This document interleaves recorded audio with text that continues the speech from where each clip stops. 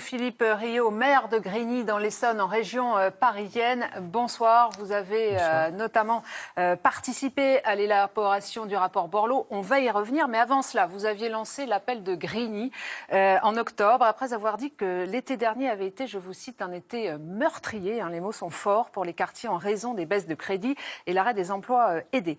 Le cocktail social est explosif aujourd'hui dans les quartiers. Oui, il est explosif parce que aucun signe n'a été donné, aucune mesure n'est mise en œuvre et que le gouvernement oublie que nos quartiers sont des volcans. Et donc il y a des signes, des signaux. Il y a eu le Mirail à Toulouse, il y a eu le quartier de la Busserine à Marseille, il y a eu il n'y a pas longtemps la cité Berthe de la Seine-sur-Mer, mais aussi à Chanteloup-les-Vignes. On a des phénomènes de rodéo qui se développent avec des choses qui ne passent pas dans les médias, mais qui pourrissent la vie des gens. Et nous sentons dans nos quartiers une tension et ça peut malheureusement prendre feu à tout instant. Justement, vous, aujourd'hui, en tant que maire d'une ville comme Grigny, vous êtes l'urgentiste au quotidien.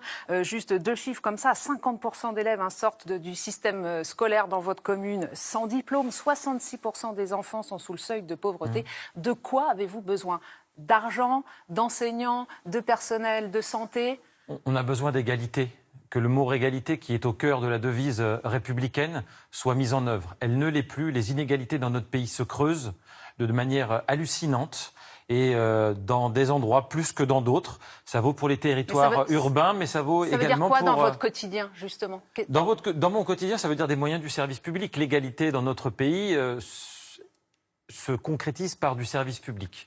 Les services publics, aujourd'hui, sont dans un état de burn-out. Un nouveau rapport sur la police. Hier, on en a parlé. Hier, qui est sorti. Des commissariats qui sont dans des états proches de l'insalubrité. C'est le président du Sénat qui le dit. Une justice qui ne fonctionne plus, particulièrement dans notre pays. Rendez-vous compte, le tribunal d'instance d'Aubervilliers, suite à un rapport parlementaire, va 6 fois moins vite qu'un tribunal d'instance à Paris.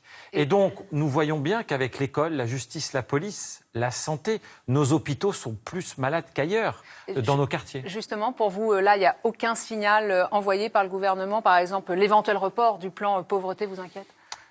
Il y a quelque chose de psychologiquement intéressant dans ce nouveau report. Le plan Borloo a été reporté puis mis à la poubelle. Le plan pauvreté... a priori pour des questions de Coupe du Monde.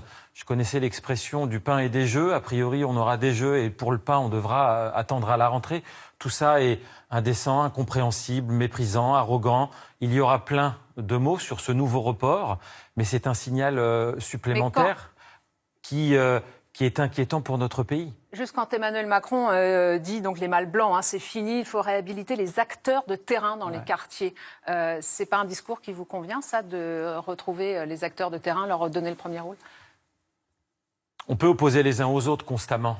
Nous étions dans une démarche de réconciliation nationale. C'est d'ailleurs le titre du rapport Vivre en grand, vivre ensemble la République. Je pense que le président de la République a fait une erreur monumentale en employant ce terme et en divisant la France, en employant ce terme-là. Et c'est très négatif. Merci Philippe Rio d'être venu sur le plateau du Soir 3.